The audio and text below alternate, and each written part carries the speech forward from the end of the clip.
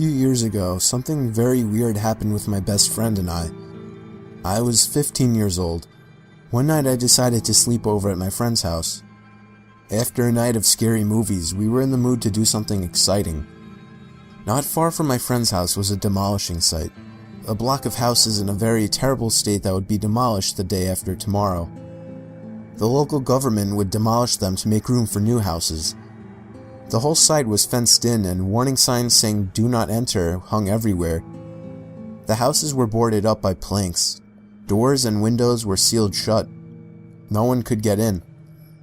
We decided to go for a walk on the old block and take some random photographs. My friend knew a spot where we could enter the old block. When we walked there, we noticed that every house was boarded up tight, so we couldn't get in.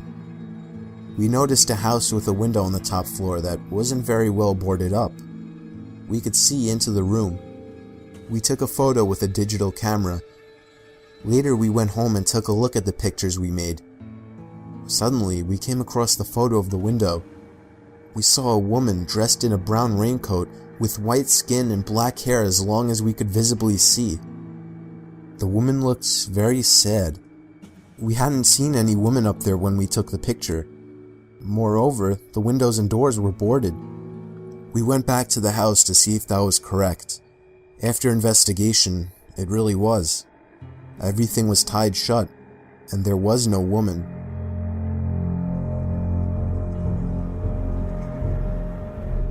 This story isn't mine, but rather of my friend from Japan. I'll call him Rita. It happened back when Rita was only about 11 or 12 years old. Rita was a rather attractive kid and had his fair share of admirers. One girl was extreme with her crush though. I'll call her Ayano. Ayano was a lot older than Rita. She was 17. She was an acquaintance of Rita and lived down the road from him. Rita hadn't thought much of her until she started stalking him. Every day and every night, she would be following him one way or another, whether it be in person or online. Rita first started getting the creeps when she would start messaging him over 20 times a day. Stuff like, "Be safe," "Are you alright?" "Sleep well," etc. This was a little weird, but he overlooked it. Then the messages started getting creepier. Instead of the usual checkup emails, they got more personal. Things like, "You should eat your lunch," if he skipped lunch, or "I think your sister is hungry," when his little sister was crying. Rita stopped using both his phone and social media at this point, but it doesn't end there. Rita's mother was almost never home, so he was frequently looked after by babysitters. One day he had a new babysitter. It was Ayano. Nothing was particularly strange as she looked after him and his siblings, but she did get a lot closer to his mother than he would like. One day at school, Ayano approached Rita and told him that his mother would be out of the country for a week, and that she told her to let Rita stay at her house. Rita was hesitant at first, but hey, it was his mother's wish. He couldn't go against that. Ayano told him that his mother had already left, so he could go home with her after school that day. Rita reluctantly agreed and went home with her. When he got there, her parents weren't home. Things get a little blurry here as my friend choked up telling the story, as it still scares him today. He said Ayano would play weird games with him, stuff like Family, where she insisted she was the wife and he was the husband, as well as things like Cops and Robbers, and games to see who would get scared first, where she would blindfold him and leave him in a silent room for hours on end. It was 5 days into staying at her house, and Ayano had gone to her part-time job. She had left the doors locked and the windows were too high to jump from, so he just stayed in front of the TV, where he saw a chilling news report. It was a missing child report, the missing child being him. Before he had the time to catch the number to call, the TV switched off, and Ayano was standing behind him with the remote in her hand. Rita had freaked out, crying and screaming. Ayano held him, but he managed to wiggle from her grasp just in time to open a window and cry for help. Luckily for him, a couple were walking past, heard his cries and called the police. Within an hour, Police arrived and found him locked in her bedroom with a blindfold and his hands tied. Due to Ayano still being a minor, Rita is unsure of what happened to her. He says he only remembers the police taking her away while his mother was hugging him. He moved to Australia after this and hasn't seen his kidnapper since, but he still cowers at the sound of her name. About 5 years ago, I lived downtown in a major city in the US. I've always been a night person, so I would often find myself bored after my roommate, who was decidedly not a night person, went to sleep. To pass the time, I used to go for long walks and spend the time thinking. I spent 4 years like that, walking alone at night, and never once had a reason to feel afraid. I always used to joke with my roommates that even the drug dealers in the city were polite. But all of that changed in just a few minutes of one evening. It was a Wednesday, somewhere between 1 and 2 in the morning, and I was walking near a police-patrolled park quite a ways from my apartment. It was a quiet night, even for a weeknight, with very little traffic and almost no one on foot. The park, as it was most nights, was completely empty. I went down a short side street in order to loop back down my apartment when I first noticed him. At the far end of the street, on my side, was the silhouette of a man dancing. It was a strange dance, similar to a waltz, but he finished each box with an odd forward stride. I guess you could say he was dance-walking, headed straight for me. Deciding he was probably drunk, I stepped as close as I could to the road to give him the majority of the sidewalk to pass me. The closer he got, the more I realized how gracefully he was moving. He was very tall and lanky and wearing an old suit. He danced closer still until I could make out his face. His eyes were open wide and wild, head tilted back slightly, looking off at the sky. His mouth was formed in a painfully wide cartoon of a smile. Between the eyes and the smile, I decided to cross the street before he danced any closer. I took my eyes off of him to cross the empty street. As I reached the other side, I glanced back, and then stopped dead in my tracks. He had stopped dancing and was standing with one foot in the street, perfectly parallel to me. He was facing me, but still looking skyward, smile still wide on his lips. I was completely and utterly unnerved by this. I started walking again, but kept my eyes on the man. He didn't move. Once I had put about half a block between us, I turned away from him for a moment to watch the sidewalk in front of me. The street and sidewalk ahead of me were completely empty. Still unnerved, I looked back to where he had been standing to find him gone. For the briefest of moments I felt relieved, until I noticed him. He had crossed the street and was now slightly crouched down. I couldn't tell for sure due to the distance and the shadows, but I was certain he was facing me. I had looked away from him for no more than 10 seconds, so it was clear that he had moved fast. I was so shocked and I stood there for some time, staring at him, and then he started moving toward me again. He took giant, exaggerated tiptoed steps, as if he were a cartoon character sneaking up on someone, except he was moving very, very quickly. I'd like to say at this point that I ran away or pulled out my pepper spray or cell phone or anything at all, but I didn't. I just stood there, completely frozen, as the smiling man crept toward me.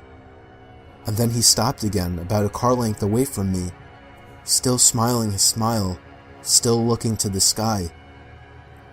When I finally found my voice, I blurted out the first thing that came to mind. What I meant to ask was, "What the fuck do you want?" in an angry, commanding tone. What came out was a whimper. What the fuck? Regardless of whether or not humans can smell fear, they can certainly hear it. I heard it in my own voice. That only made me more afraid. But he didn't react to it at all. He just stood there, smiling. And then, after what felt like forever, he turned around, very slowly, and started dance-walking away. Just like that. Not wanting to turn my back to him again, I just watched him go, until he was far enough away to almost be out of sight. and then I realized something. He wasn't moving away anymore, nor was he dancing. I watched in horror as the distant shape of him got bigger and bigger. He was coming back my way. He was coming back my way, and this time he was running. I ran too. I ran until I was off the side road and back onto a better lit road with sparse traffic. Looking behind me then, he was nowhere to be found. The rest of my way home, I kept glancing over my shoulder, always expecting to see his stupid smile, but he was never there. I lived in that city for 6 months after that, and I never went out for another walk. There was something about his face that always haunted me. He didn't look drunk. He didn't look high. He looked completely and utterly insane. And that's a very, very scary thing to see.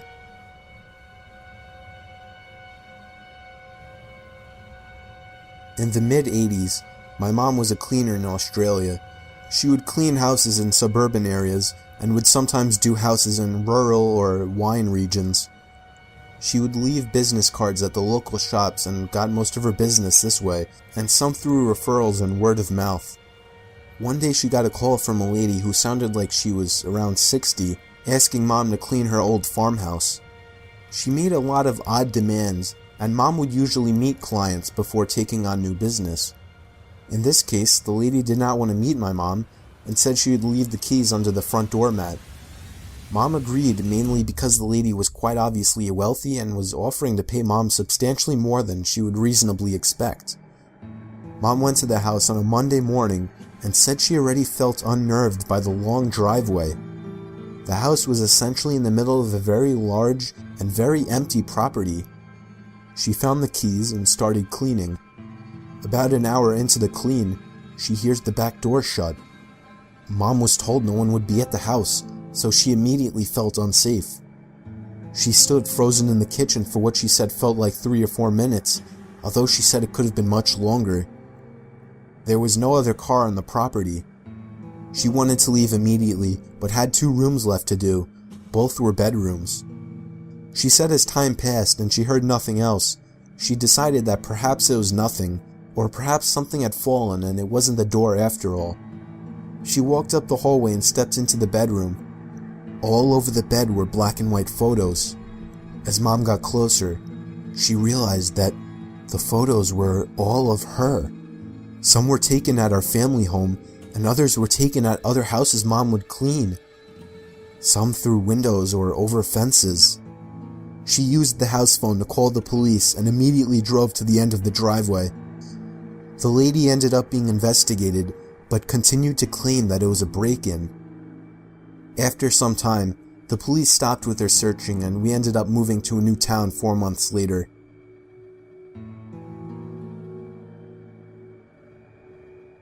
I'm 22, and this incident happened a 1.5 years ago. I had just moved into my first apartment and was in the process of moving in. The door that led to my apartment locks itself automatically when closed. So, I was going to the entrance of the apartment complex to get my mail while talking on the phone with my friend. I returned to the apartment and sat on the bed while opening the mail while using the phone. I dropped the phone on the floor and it landed under the bed, so I had to lie on the floor and stretch for it. I saw something that caught my eye. There was someone under my bed. My eyes widened and I choked the urge to scream. The person under my bed was lying still with his back towards me and his head to his chest, so I couldn't see his face, and he didn't see me. Trying to be rational while so many thoughts rushed through my head, I picked up the phone, said, "Sorry, I dropped my phone. I'm just gonna take a shower and call you back." The bathroom is right by my bed, so I hastily walked in, quietly locked the door, turned the shower on, jumped out my window, and called the police. They told me to wait nearby, but to go across the street and see if anybody comes out the door of the apartment complex. This was during the summer and it was still light out. I placed myself across the street, hiding behind a car while watching my open bathroom window and the entry door. I called my friend and he came over just before the police. I gave them my keys and they went inside. Only moments later, 2 cops came out holding a thin and tired-looking man. His eyes looked crazy, but he didn't try to get away. The policeman that stood beside me and comforted me while the police searched through my house told me that the man stood outside my bathroom door with one of my kitchen knives, waiting for me to come out. This man had somehow crept in my entry door while I was getting my mail and hid under the bed. The man that was trying to hurt me turned out to be a homeless person and was placed in a mental hospital.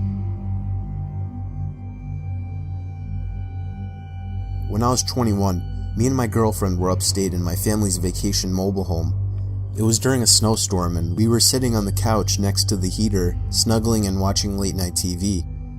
We were surrounded by absolutely nothing but forest in all directions, and all that was keeping us from the outside was a wooden door that had a broken lock.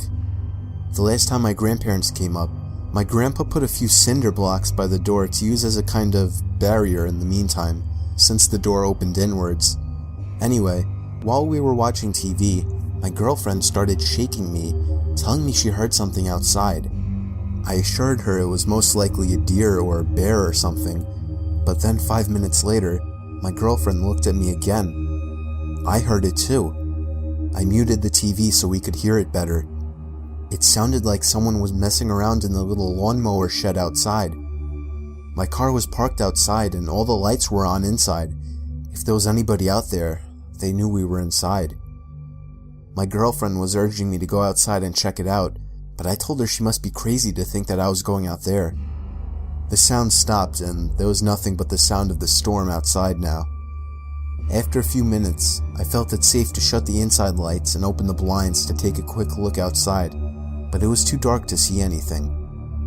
I turned on the porch light and I was able to see a good portion of the front yard outside. There were footprints in the snow. Not animal footprints.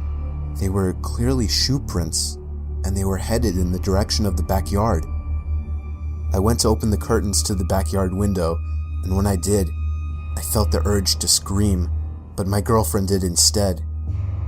Even though there were no lights in the backyard, we could see a man dressed in all black and wearing a vendetta mask facing the window.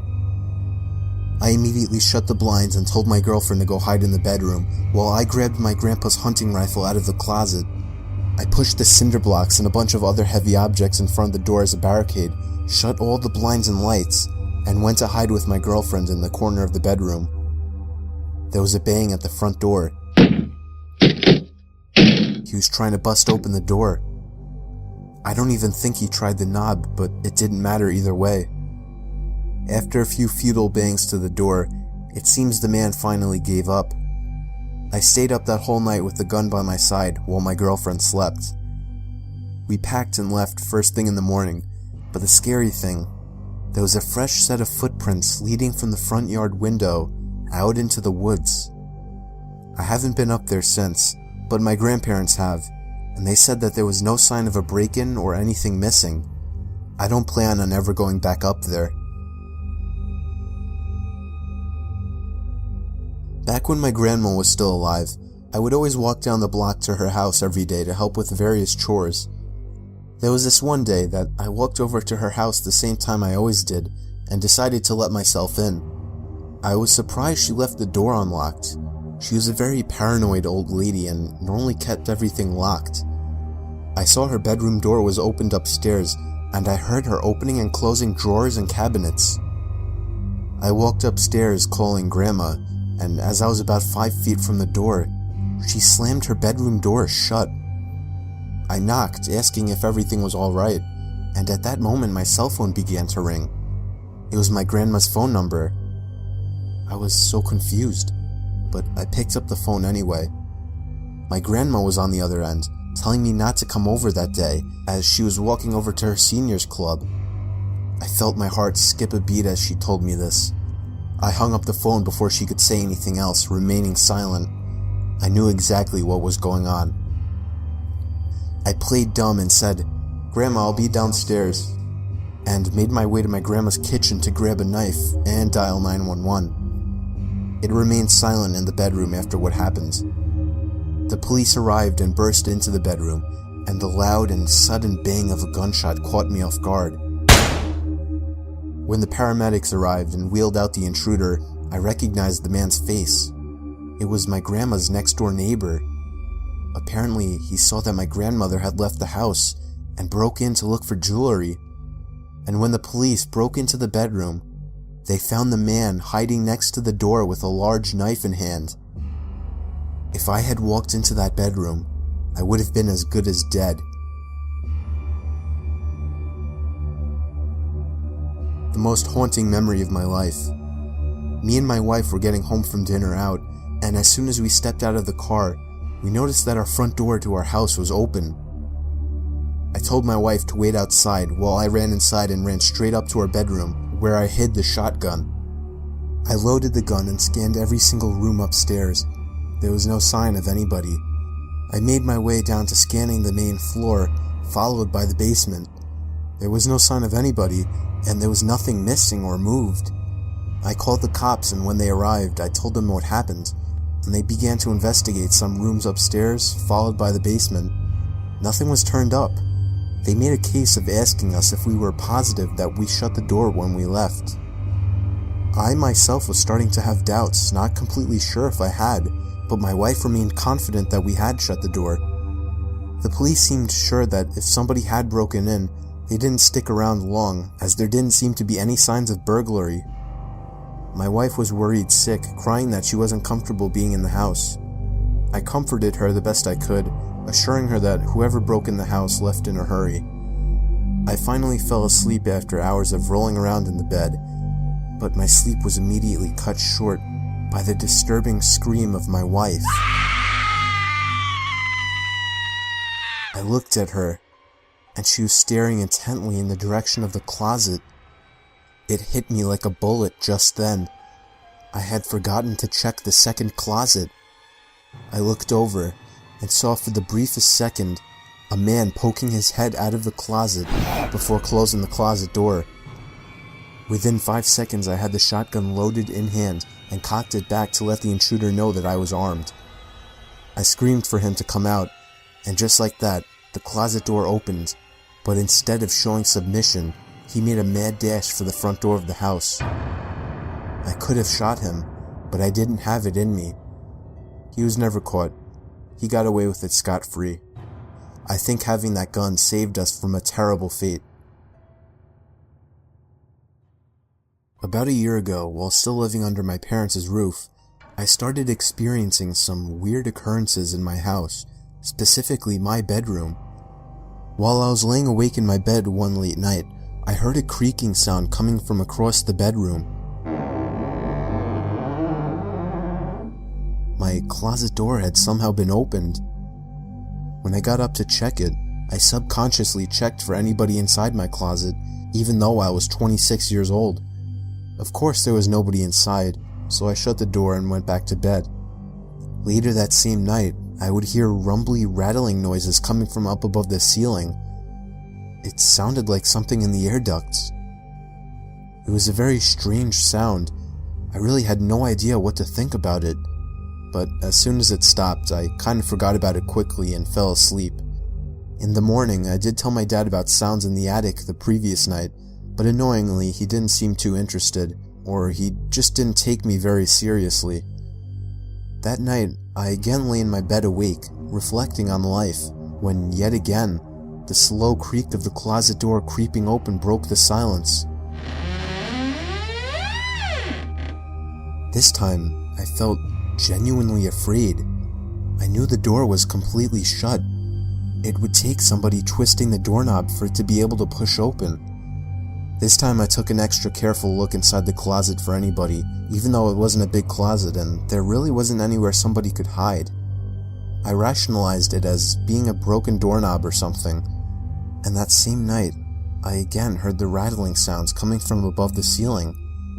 It was exactly what happened the previous night. The next morning I convinced my dad to take a look at my closet door, but he quickly determined that the door was fine. When it was closed, he pulled on it, and it showed no signs of coming off the latch. Of course, he suggested that I was simply leaving the door unlatched, but I knew I wasn't. That night, I sat up, waiting for it to happen again, and right on cue, the closet door creaked open. I waited for the sounds above the ceiling, but there was just a long silence. I turned on my lamp and looked up to the air vents in my room, and I screamed at the top of my lungs. I could distinctly see two wide-open eyes peering through the vents at me. My parents barged into my room asking if I had gone insane. I explained everything, and they looked at each other like I had completely lost it. Not surprisingly, they dismissed it as a dream or the fact that I was too tired and was seeing things. They even began to lecture me about staying up too late. But to this day, I know I hadn't imagined it. It was too real. And the closet opening routinely? I know for a fact that wasn't in my imagination. I've never been a believer in the paranormal, but I still have absolutely no other explanation for those 3 nights.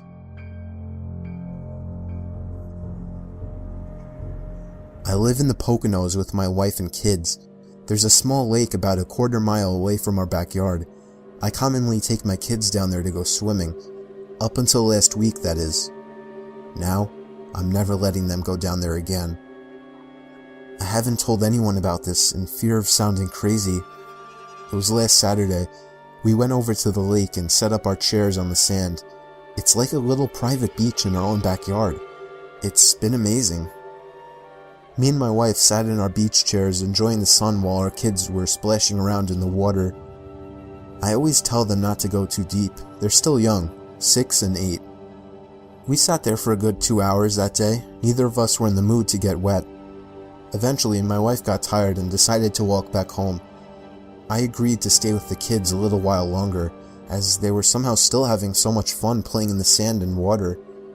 The sun was setting at this point, and I was getting tired. They were going a little too deep, so I called at them to come back closer to the shore.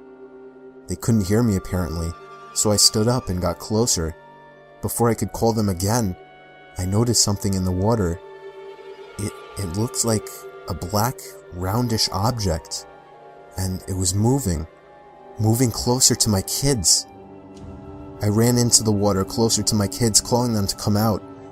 When they got close enough, I dragged them out myself. When I turned back to the water, the object was gone. My kids were confused as hell. I didn't know what to tell them, so I just told them it was time to go home. We packed up and walked back to the house, but I wasn't happy when I got home. I was uncomfortable with what I just saw. That thing looked like no sea creature known to man. Dinner was waiting for us when we got home. I ate really slow, thinking about the object in the water and whether or not to tell my wife. My wife asked me what's wrong. She noticed that I was eating slow. I decided not to tell her right then. After dinner, I took a flashlight with me and walked back down to the lake. By then, it was already dark out. I got to the lake, but to be honest, I didn't even know what I was expecting to find. I shined the flashlight all around the surface of the water, searching for the black object. And just then, I heard a large splash come from somewhere in the lake. The kind of splash of something emerging out of the water. I thought it might be some kind of animal in the lake. I shined the light all over the place, searching for the source of the sound. And then I found it. And I realized I was dead wrong. There was a silhouette of a humanoid figure with long black hair covering its whole face. It just stood there, facing me, but not staring at me. Not that I could tell. I dropped the flashlight in horror and sprinted all the way back up to my house, slamming the door shut behind me.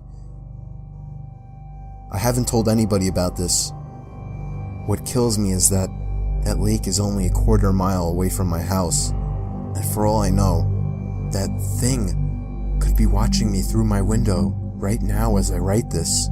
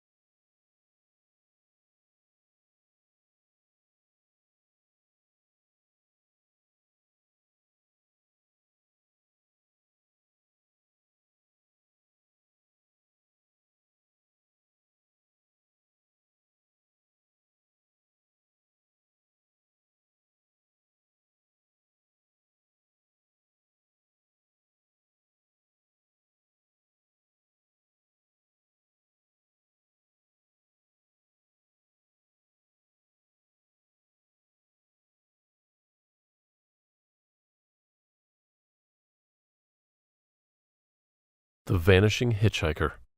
Driving alone on a deserted road at night can be unnerving, but that night felt different. It was a moonless night, and I was driving home after a grueling double shift at work. The road was unfamiliar, a shortcut suggested by my GPS to avoid construction on the main highway. The mist was thick, reducing visibility to just a few feet ahead.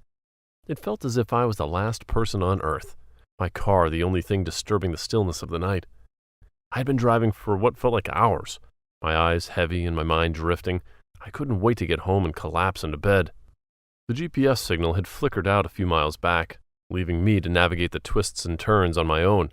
Somehow, I had a weird feeling that I was being watched, a prickling sensation on the back of my neck that made me constantly check the rearview mirror. Each bend in the road seemed to lead to another, with no end in sight. The fog grew denser, and the beam of my headlights struggled to pierce through the murk.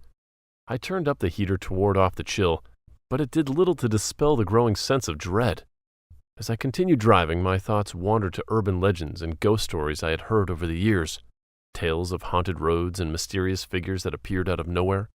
I shook my head, trying to push those thoughts aside. This was just a road, I told myself. As I rounded a particularly sharp bend, I saw something that made my heart skip a beat. There, standing at the edge of the road, was a figure. I blinked, unsure if my tired eyes were playing tricks on me. But no, there they were, a lone hitchhiker, shrouded in a long, dark coat, with her thumb outstretched. The sight was so unexpected that I almost drove past without stopping. But something about the way they stood there, so still and solemn, compelled me to pull over. "Need a ride?" I rolled down the window and called out, my voice sounding strange in the quiet. The hitchhiker stepped forward, their face still obscured by the shadow of their hood. It was a man in old-fashioned clothes, like something out of a different era. Worn slacks, a button-up shirt, and a long, dark coat that had seen better days. He nodded and slid into the passenger seat with a simple thank you. His movements almost too fluid, too practiced that sent a chill down my spine. The door closed with a soft click, and an unsettling silence filled the car. A faint smell of damp earth clung to the man, like he had been walking for hours in the fog. I cleared my throat, forced a smile, and asked, "Where are you headed?" My voice sounded too loud in the enclosed space. The hitchhiker turned to me, finally pushing back the hood to reveal a pale, gaunt face. Their eyes were hollow, dark shadows etched beneath them, as if they hadn't slept in years. "The end of this road," he replied, his voice low and gravelly like it hadn't been used in a long time. I gave a nod and put the car back in gear. The man sat eerily still beside me, hands resting on his knees, his gaze fixed straight ahead. Who was this man? And why was he here on this desolate road in the middle of the night?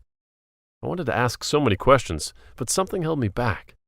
The words seemed to stick in my throat, and the more I thought about it, the more it felt like asking would somehow cross a line, break an unspoken rule between us. Before I could come up with any appropriate thing to say, he spoke again. "This road, it wasn't always like this." There was an unsettling calmness to his tone. I glanced at him, puzzled. "What do you mean?" "This road," the man repeated, his tone heavy with something that felt like regret. "It used to be part of a small town, a place where families lived, children played, a place full of life. But that was a long time ago, before the accident." The word accident seemed to echo in the car, bouncing off the cold windows. I swallowed hard, suddenly aware of how tight my chest felt. "What kind of accident?" I asked, though I wasn't sure I wanted to know the answer. He didn't respond right away. Instead, he let out a long, weary sigh, like the weight of the story was too much to bear. "It was a summer's night, not too different from this one. A truck carrying hazardous materials was passing through the town. Something went wrong. No one ever figured out what. The truck skidded off the road just as it was crossing the bridge over the river." He paused for a moment, and I could almost feel the fog outside grow thicker, as if the world around us was listening, drawn in by the tale. I glanced over at him, but he didn't move, didn't blink, just kept his gaze fixed on the road ahead, as if he were seeing something far beyond the reach of my headlights. When he finally continued, his voice was a steady monotone that made me shiver. "The crash was catastrophic. The chemicals spilled into the river, igniting a fire that swept through the town like a wave of death. People tried to flee, but there was nowhere to go. The fire burned for days, consuming everything in its path. By the time it was over, there was nothing left, just charred ruins and ashes. I could barely breathe as he spoke, the horror of the story settling deep into my bones.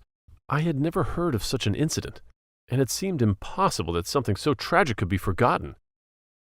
"And the people?" I asked, my voice barely a whisper.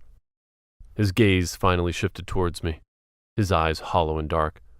"They say the souls of the ones who perished still wander these roads, unable to move on, trapped by the memory of that night. Some say you can hear their cries if you listen closely enough." I swallowed hard, feeling an inexplicable urge to keep driving, as if stopping would somehow bring the story to life in a way I wasn't ready to face. He turned back to the road, his expression as unreadable as ever. "I was one of them, you know, a survivor. Or maybe not. I've been walking this road ever since, trying to remember what happened, why I was spared, or if I was at all. My family, my lovely wife and daughter, they're still so young." My heart pounded in my chest as his words sunk in. The realization hit me like a jolt of electricity. This man was more than just a stranger on the side of the road. He was a remnant of that tragic night, a soul trapped between worlds, reliving the horror over and over. Then, before I could gather my thoughts, he vanished right in front of my eyes. One moment he was sitting right beside me, and the next, the seat was empty. I slammed on the brakes, the car screeching to a halt on the deserted road. My heart pounded in my chest as I stared at the spot where he had been.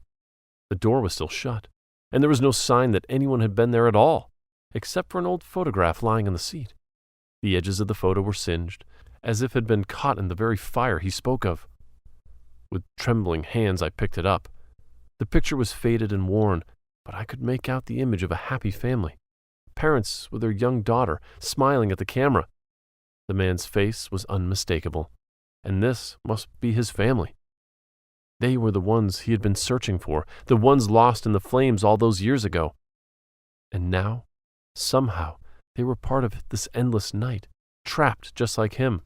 A cold sweat broke out on my forehead. A town erased from existence, its memory lingering in the form of lost souls trapped in a perpetual loop of despair. And that man, a spirit unable to find peace, had somehow found his way into my car, if only for a brief moment. I couldn't explain what had happened, and I wasn't sure I wanted to. All I knew was that I had to keep moving, to leave this haunted road behind. I restarted my car and sped down the road. When I finally reached home, I was too exhausted to do anything but collapse into bed. But every time I closed my eyes, I saw this gaunt face and heard his gravelly voice recounting the tragedy. I felt so sorry for him, and also grateful that he didn't hurt me. After muttering a prayer for that poor man, for his family, and for every lost soul of that tragic night, I drifted into a fitful sleep. The next morning, the photograph was still there, resting on the passenger seat, as if to confirm that it had all been real.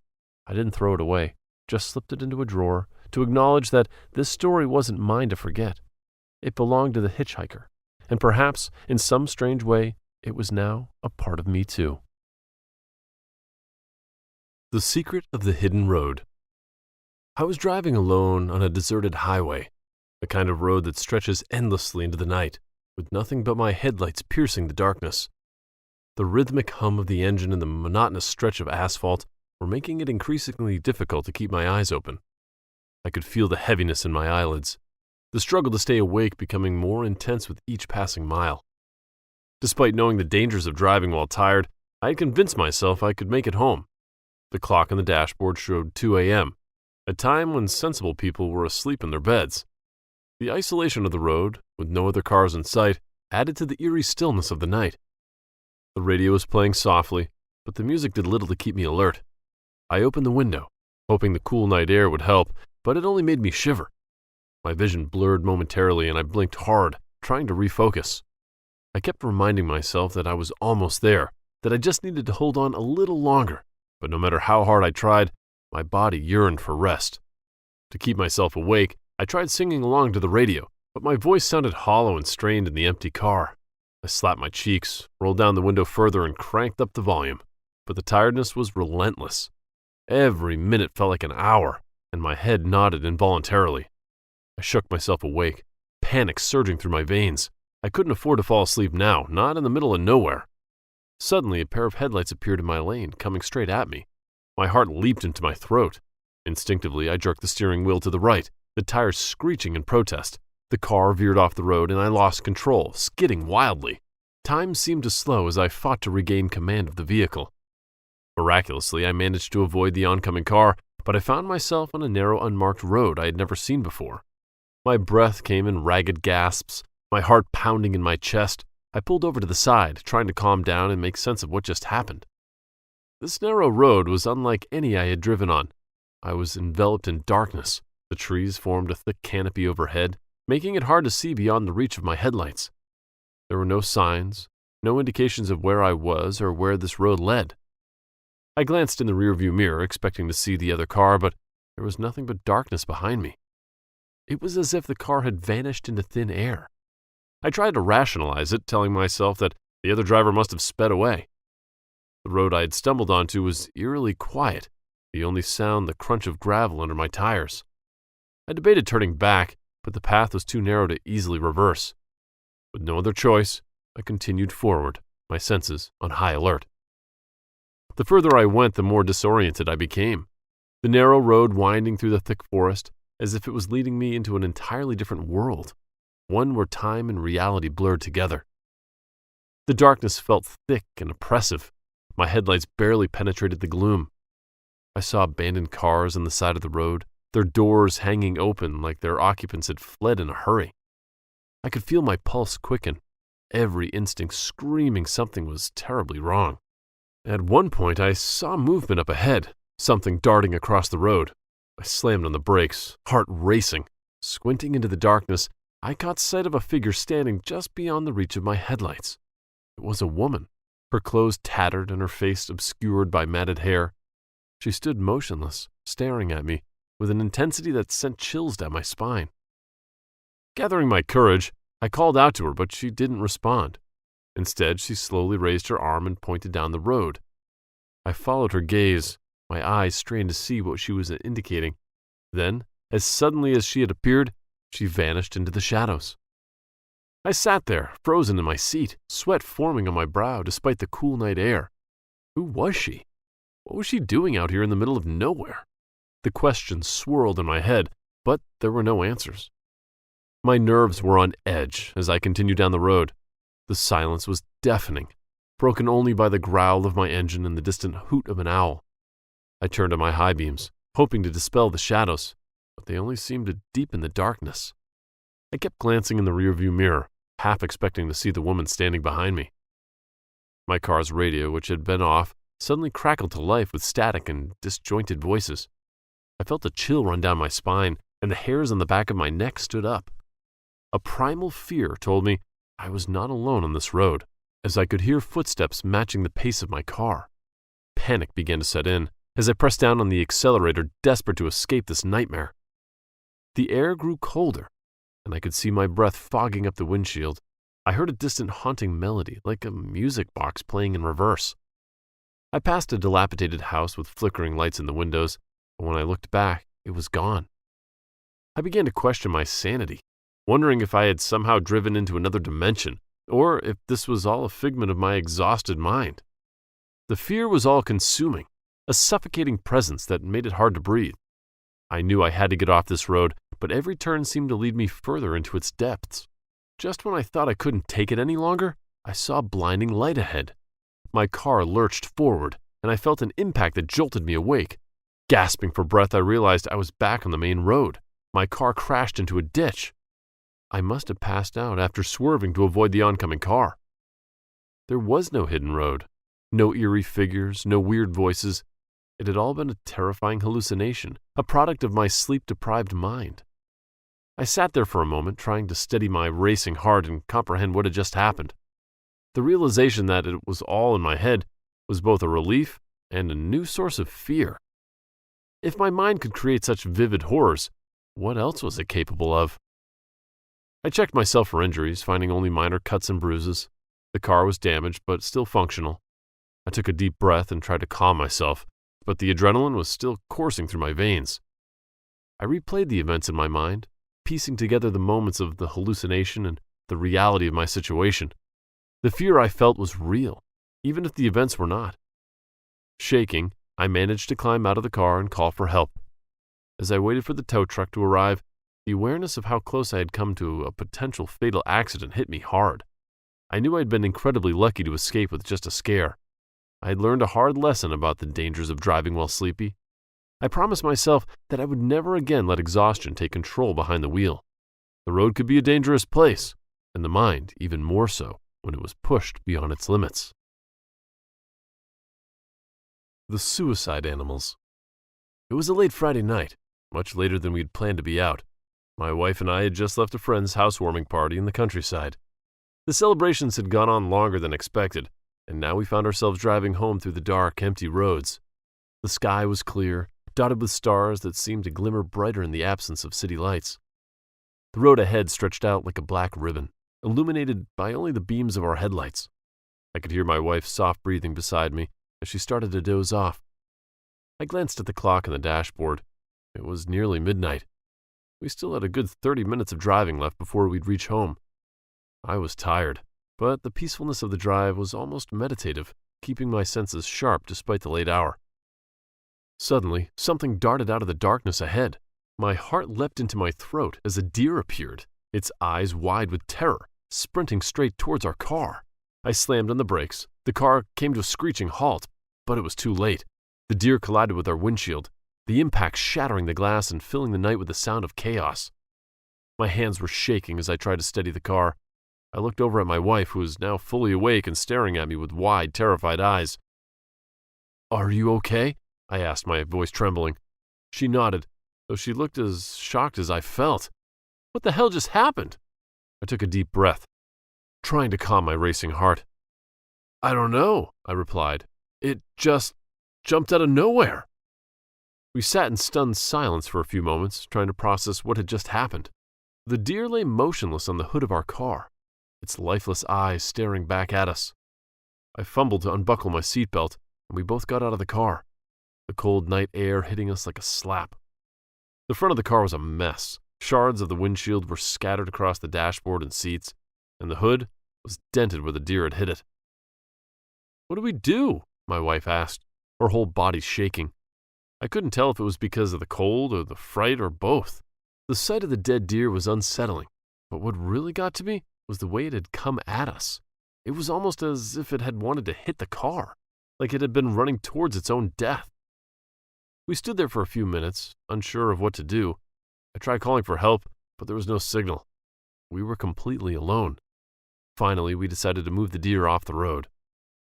"Help me with this," I told my wife. Together, we managed to pull the deer off of the car and lay it on the side of the road. It was a gruesome task, and my hands were shaking even more by the time we were done. We got back into the car, our hands and clothes smeared with blood. I started the engine, and we drove off. The mood inside the car now completely changed. "Let's just get home," I said, more to reassure myself than my wife. We continued driving, my grip tight on the steering wheel. My wife was wide awake now, her eyes scanning the road ahead as if expecting something else to jump out at us. We hadn't driven more than 10 minutes when it happened again. Something small and white darted out in front of the bushes, straight into our path. It was a rabbit. I slammed on the brakes, the tires screeched against the asphalt. The rabbit froze in the middle of the road, staring at us with wide, unblinking eyes. I managed to stop the car just in time, mere inches from the rabbit. My wife let out a breath she had been holding, and I felt a momentary relief. But then, things took a bizarre turn. Instead of running away, the rabbit started scratching at the front of the car, its claws making a horrible screeching sound against the metal. Its movements were frantic and wild, as if the animal had gone mad. My wife and I exchanged bewildered looks. This was no ordinary behavior. I honked the horn, hoping to scare it away, but it only seemed to agitate the rabbit more. Then, without warning, it lunged at a nearby rock. The impact was brutal, and the rabbit fell limp. its body twitching once before going still. We sat there, too stunned to speak. First the deer, now the rabbit. Two animals, both seemingly intent on ending their lives in front of our car. "What is happening?" my wife whispered, terror evident in her voice. I didn't have an answer. All I knew was that we needed to get home, and fast. "Let's get out of here," I said, my voice barely above a whisper. She nodded, and I restarted the car. We drove on. The silence between us was thick with unspoken dread. The road ahead seemed darker, and every shadow felt like it was hiding something sinister. We both were on edge, our senses heightened, hoping against hope that there wouldn't be another incident. But the night had other plans. As we rounded a curve in the road, our headlights revealed a horrifying sight. At first I thought it was debris, but as we got closer, I realized with a chill that it was a scattering of dead birds. Dozens of them lying lifeless on the asphalt, their feathers ruffled and wings splayed out in unnatural positions. I slowed the car, carefully maneuvering around the macabre scene. My wife covered her mouth with her hands, barely holding it together. "What is going on?" she gasped. It felt like a bad omen, a warning that something was terribly wrong. It was as if the animals were being driven by some unforeseen force. I tried to rationalize what we had seen. Maybe there was a logical explanation, something we hadn't considered. My wife broke the silence. "Do you think this is a warning or a curse?" Her words hung in the air, heavy with fear. I didn't know what to say. The idea seemed far-fetched, but then again, so did the events of the night. I wanted to get home, to put this horrifying night behind us. Finally, the familiar sight of our house appeared, offering a small comfort amidst the chaos. As soon as we parked, we rushed inside and called the authorities. Desperate to report what had happened, my hands were still shaking as I dialed the number, and my voice was frantic as I explained everything to the dispatcher. We were told they would send someone in the morning, so we had no choice but to go to bed with a distressed mind. The next morning, an officer arrived. We recounted our harrowing experience, showing him the shattered windshield, the scratches on the hood, and the bloodstains. The officer listened patiently, his expression a mix of skepticism and concern. After that, we drove back to the site with the officer. My wife and I were certain that the eerie scenes we had witnessed would still be there. But, to our astonishment, the road was completely clear. There were no signs of the dead birds, the frantic rabbit, or the deer that had crashed into our car. It was as if the night's horrors had never happened. The officer looked at us with a raised eyebrow, clearly doubting our story. "Are you sure you were on this road?" he asked, his tone incredulous. "Yes, we're sure," I insisted, pointing to the damaged car. "Look at the windshield, the scratches, the blood. It all happened here." The officer sighed, clearly unconvinced, but there was little he could do. He made a few notes and left us standing by the roadside, feeling more confused and frustrated than ever. My wife and I spent the following days theorizing every possible explanation. We considered the idea of a prank, some sort of mass hysteria, or even something supernatural. But no matter how much we speculated, we couldn't make sense of it. The memory of that night stayed with us, and every time we drove down that road, we couldn't help but feel a shiver of fear. The hum of the car engine was the only sound that kept me company as I navigated the quiet streets. Being an Uber driver on the night shift wasn't glamorous, but it paid the bills. Tonight was particularly exhausting, and the hunger gnawed at my stomach. I decided to make a quick stop at a convenience store for a snack. Inside, the fluorescent lights buzzed softly as I scanned the shelves. I grabbed a snack and a drink, ready to get back onto the road. That's when I noticed him, a man, standing by the counter, taking a quick glance at me. His eyes were cold and calculating, and I could sense something was off. But then I brushed it off, thinking maybe I was just tired. I paid for my items and headed back to my car. As I walked through the parking lot, that eerie feeling of being watched lingered. Glancing back, I saw the man still standing there, watching me through the store's glass door. My heartbeat quickened, but I forced myself to stay calm. There's no need to freak out over some stranger, right? We see a lot out there. I took a deep breath and started the engine. The night was quiet again, and I tried to focus on my next fare. Soon enough, a ride request came in. I hesitated when I saw the pickup location. It was in a remote area, far from the city's main roads. I sighed, knowing this would likely be my last fare for the night. With a resigned nod, I accepted the ride. The drive through the remote area felt endless. The night was growing darker, and the isolation was starting to get to me. I kept my eyes on the road, trying to ignore the creepy unease. Finally, I reached the pickup point, a desolate stretch of road surrounded by dense trees. It looked like something out of a horror movie, and the hairs on the back of my neck stood up. I parked my car and glanced around, searching for any sign of my passenger. The minutes ticked by, and the tension in the air grew thicker. Just as I was about to cancel the ride and get out of there, a figure emerged from the shadows. It was a young woman, her face pale and tired, mirroring how I felt inside. She approached the car slowly, almost cautiously. "Are you Sarah?" she asked, her voice barely above a whisper. I nodded, unlocking the doors. She climbed into the back seat and let out a weary sigh. I glanced at her in the rearview mirror, noting the exhaustion etched into her features. Without another word, I started the car and headed back to the main roads, eager to finish this ride and put the night behind me. After dropping off my passenger, I felt a small sense of relief. The roads were quieter now, and I started to relax. As I made my way back towards the city, I noticed a car parked a short distance away with its lights off. It seemed out of place, but I didn't give it much thought. A few minutes later, I glanced in my rearview mirror and saw headlights. The same car was now following me, its lights glaring through the darkness. My heart began to race. I tried to shake off the feeling of unease, convincing myself it was just a coincidence. As I continued driving, the car stayed close, its presence becoming impossible to ignore. The high beams flicked on, and the bright light filled my car, making it hard to see the road ahead. My anxiety spiked, and I tightened my grip on the steering wheel. The car behind me swerved slightly, as if trying to get my attention. I felt a knot of fear tighten in my stomach. I couldn't shake the feeling that this was the same man from the convenience store. My thoughts raced, and I realized I needed to find a way to get out of this situation. The car's aggressive maneuvers became more intense. It swerved closer, almost clipping my bumper. Panic set in as I realized this wasn't a coincidence. The man from the store was pursuing me, and his intentions were far from benign. My mind raced, searching for an escape plan. I pressed harder on the gas pedal, hoping to outrun him, but the car stayed right on my tail. My hands shook as I tried to dial 911, but my phone had no signal in this remote area.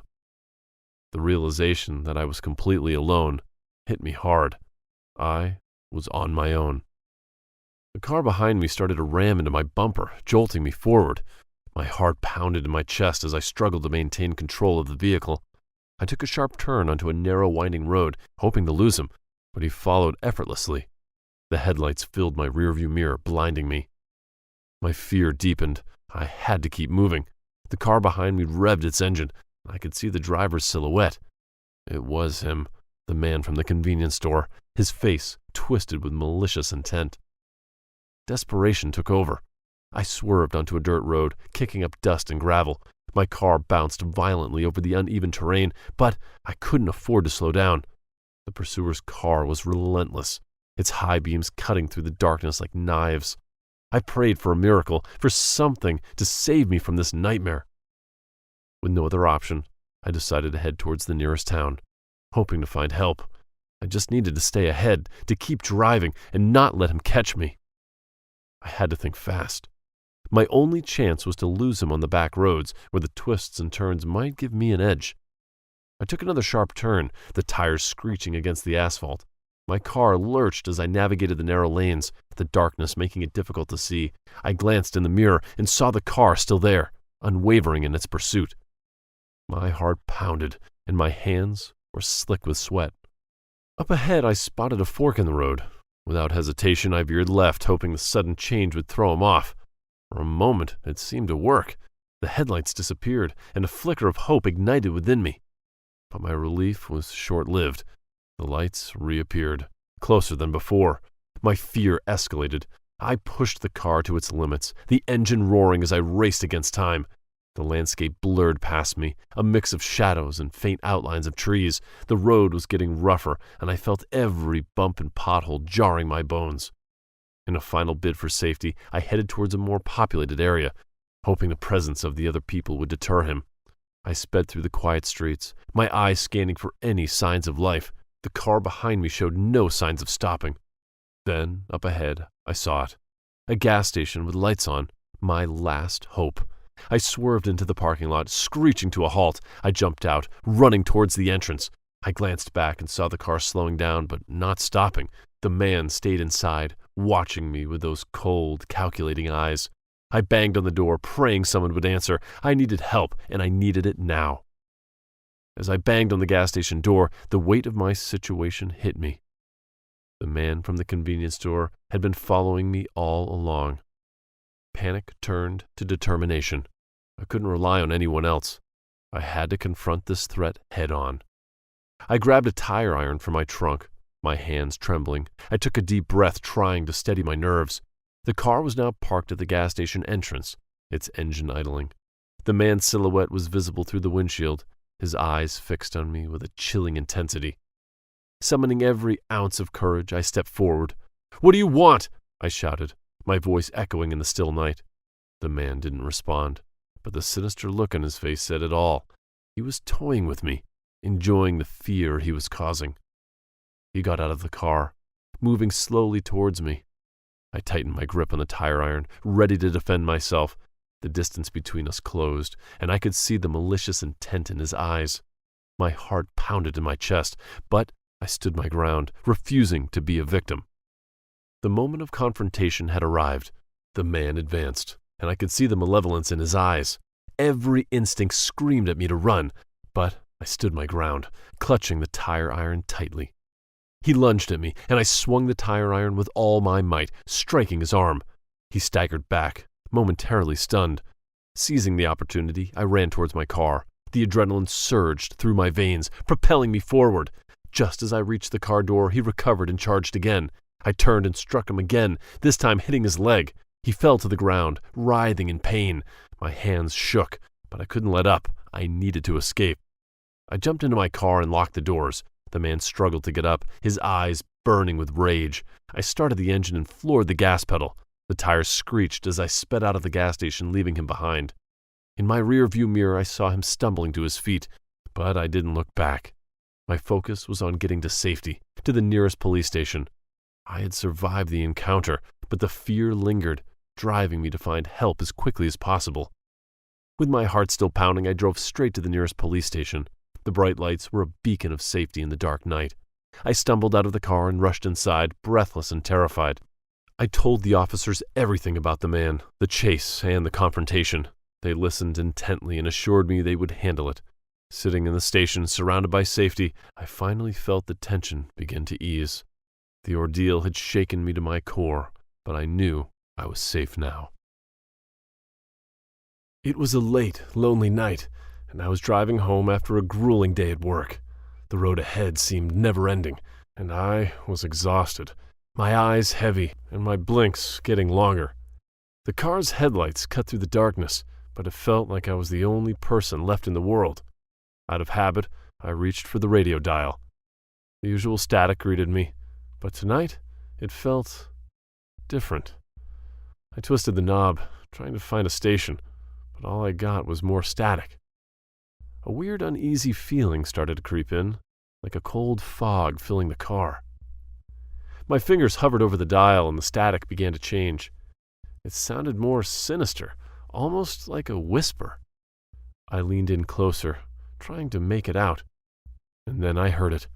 A voice, faint, but definitely there, hidden in the white noise. The hair on the back of my neck stood up when I realized it was saying my name. Alex. My heart started pounding. Must be a prank, I muttered, trying to shake off the creepy feeling. But the static didn't stop. The whispers continued, soft and unintelligible, sending chills down my spine. I forced a laugh, trying to ignore the growing fear. After all, radios don't just start talking to you, right? I kept driving, trying to focus on the road, but my mind kept drifting back to the whispers. The static on the radio grew louder, almost as if it was alive, trying to get my attention. I couldn't shake the feeling that something was terribly wrong. Suddenly, the static faded, and I heard it again. My name, clear as day. I froze, my heart racing. This wasn't a prank. The voice was too real, too insistent. It started to say other things, strange and disturbing things. My palms were sweaty as I gripped the steering wheel tighter. Then, the voice predicted an accident. It described it in chilling detail. The location, the time, even the other car involved. I could feel the panic rising inside of me, but I tried to stay calm. This can't be happening, I thought. It's just my imagination running wild. But deep down I knew it wasn't. The voice was too specific, too eerily accurate.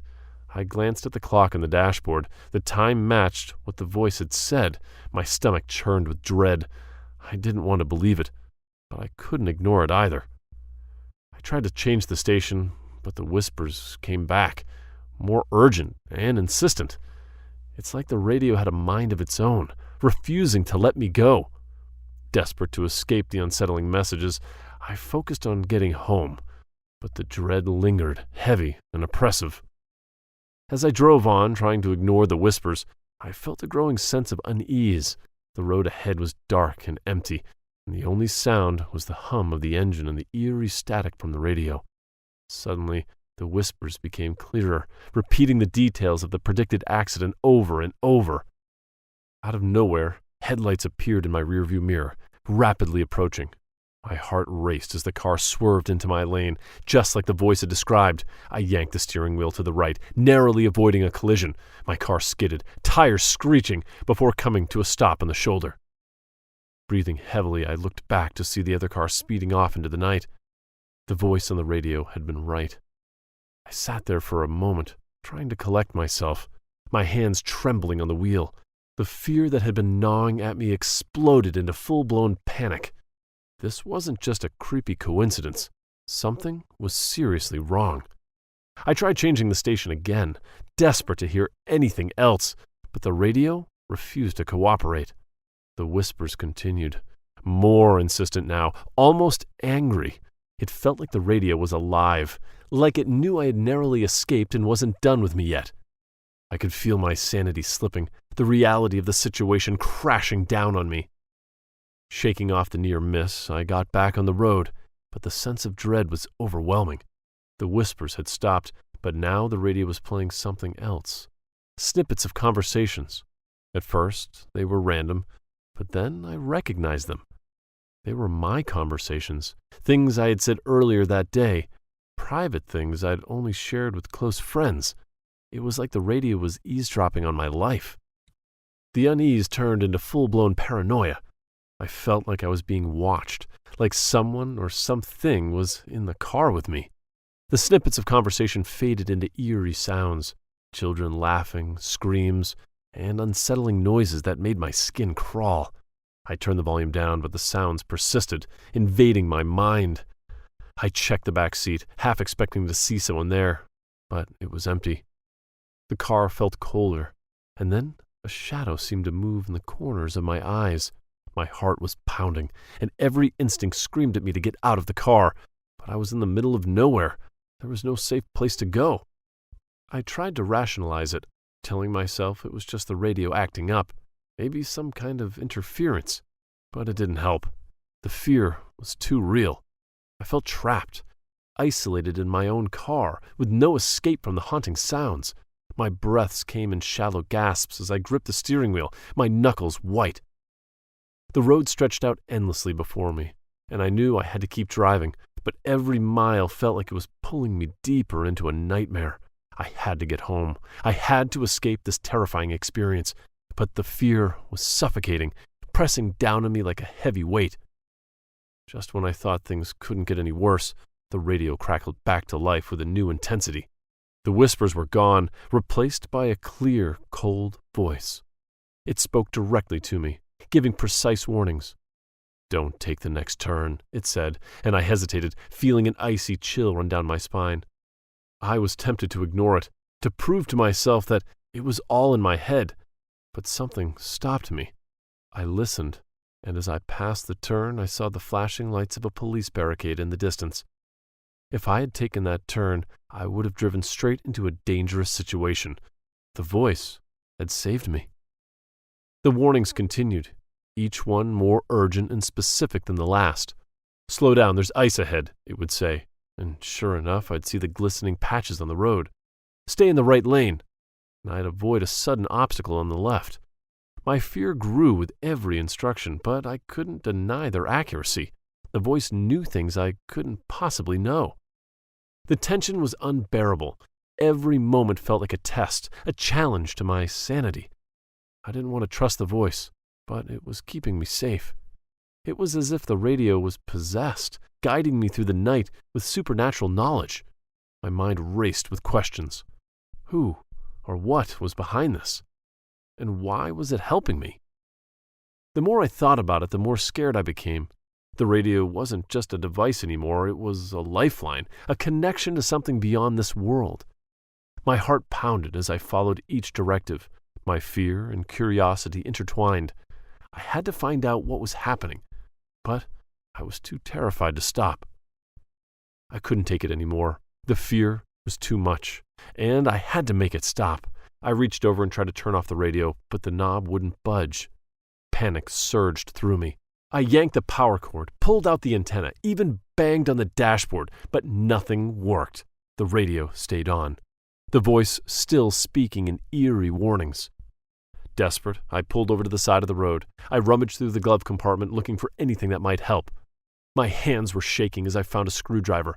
Maybe I could disconnect the battery, cut off the power completely. I popped the hood and hurried to the front of the car. In the darkness, with only my phone's flashlight to guide me, I fumbled with the battery connections. My breath came in short, panicked gasps. Finally, I managed to disconnect it. The engine died, but the radio kept playing. My blood ran cold. This was beyond anything I could explain. I got back in the car, feeling helpless. The radio had a mind of its own, and I was trapped with it. My only option was to keep driving, hoping that somehow I'd find a way to escape this nightmare. As I drove on, the radio's voice grew more demanding, almost pleading. It wasn't just giving warnings anymore, it was asking for help. I tried to block it out, but it was impossible. The voice was inescapable, like it was echoing inside my head. Then it happened. The radio went silent, and for a moment I felt a glimmer of hope. But that hope was crushed when the silence was replaced by a ghostly presence. The air in the car turned icy cold, and I could see my breath. A shadowy figure appeared in the passenger seat, and I nearly swerved off the road in shock. "Help me," the ghostly voice whispered. My chest tightened with fear. "I need you to right a wrong," the figure pointed ahead, compelling me to follow its direction. The voice revealed the tragic story of betrayal and unfinished business. The spirit had been wronged in life, and its restless soul had latched onto the radio, seeking someone to help it find peace. The details were chilling, and as the ghost spoke, I felt an overwhelming urgency. I approached a small abandoned house on the side of the road. The ghost's story led me here, and I knew I had to stop. I pulled over, my hands trembling as I got out of the car. The ghostly presence followed me, guiding me to the front door. It whispered instructions, urging me to uncover the truth and make things right. The tension was unbearable. I pushed open the creaky door and stepped inside. The ghostly figure right behind me. This was it. The moment of confrontation. I had to face the spirit's past and find a way to bring it peace. Inside the abandoned house, the air was thick with a sense of dread. The ghostly figure guided me to an old, dusty desk. On it was a stack of letters, yellowed with age. The ghost whispered, "Read them." With trembling hands, I opened the first letter. It told the story of a man who had been wronged, betrayed by a close friend. The letters revealed the web of deceit and betrayal that had led to his untimely death. The ghost needed closure and justice for the wrongs done to him. As I read the last letter, a cold breeze swept through the room, and the ghostly figure began to fade. "Thank you," it whispered, a sense of peace in its voice. By reading the letters, I had acknowledged the truth and the pain that the spirit had endured. It was this recognition and understanding that allowed the ghost to finally rest. I placed the letters back on the desk, feeling a strange calm wash over me. I walked out of the house, the night air feeling warmer and less oppressive. I got back in the car, and to my relief, the radio was silent. The haunting was over. Driving away, I couldn't shake the feeling that I had just experienced something extraordinary. The ghost had found peace, and in a way, so had I. But I knew I'd never forget that night or the voice on the radio.